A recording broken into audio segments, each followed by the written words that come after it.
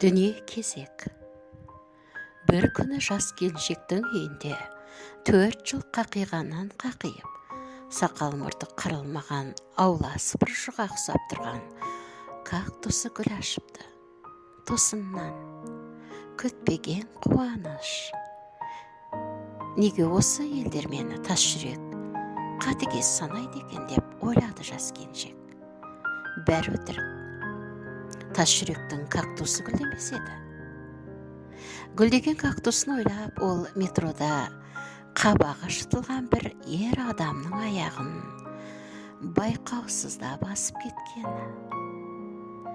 Ер адамның ескертпесіне ол әдеттегідей: «Мырза болсаң, неге таксиге мініп жүрмейсің?» деп бақырып бермеді, бетіне жай ғана күлімсіреп қарап: «Ренжімеңізші, ұстайтын зат таппай қалдым. Қатты басып кетсем, сіз де менікін басып, есеңізді қайтара қойыңыз» дегені. Әлгі қабағы түксіген еркек ол туралы айтпағын жұтып қойды. Өз аялдамасынан түсіп қалды. Күнделікті газетін сатып алып жатып, қалған ақшасын дұрыс есептеп бермеген сатушыға топас сиыр деп дүрсе қоя бермей, оқасы жоқ, тағы бір рет санап көріңіз, мен де таң атпай есепке шорқақтауымын деп деді жұмсақ дауыспен. Мұндай жауапты күтпеген сатушы әйел елжіреп кетті. Күнде келетін зейнеткерге 2 ескі журнал мен бір құшақ қажетсіз газетті тегін бере салды. «Сіз тұрақты клиентсіз ғой» деп қуантып қойды. Зейнеткер газет оқығанды ұнататын. Күнде кеп бір арзан газет сатып алатын.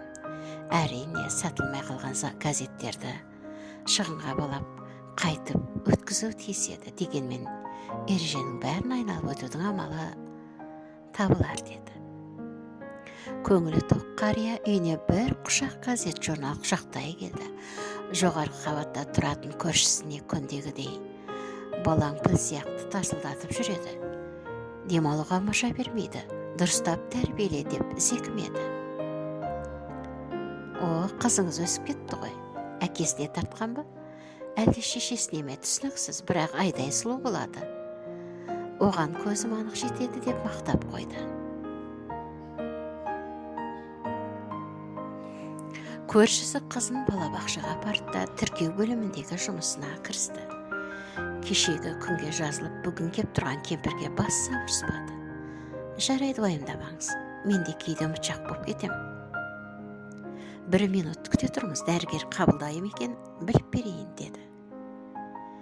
Кемпір дәрігердің алдына кеп, арзан, бірақ жақсы көмектесетін дәрі сұрамады.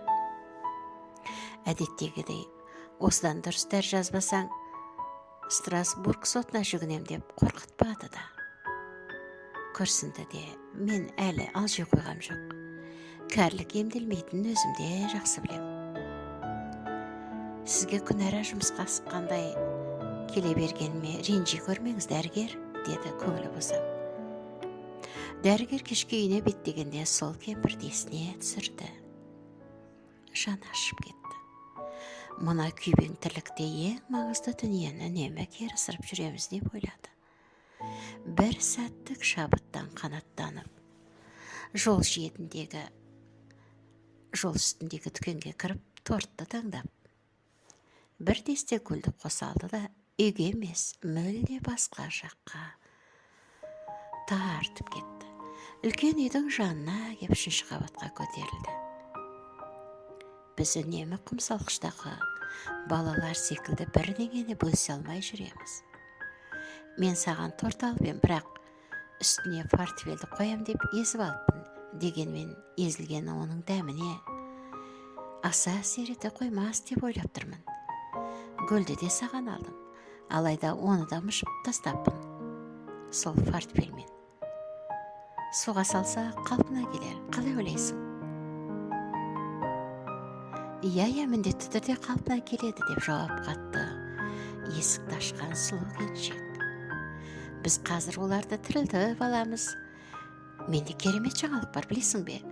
Бүгін оянсам, терезенің алдында тұрған Кактусым гүлдепті, қараш қандай әдемі. Өмір алма кезек. Аударған Шынар Әбілда.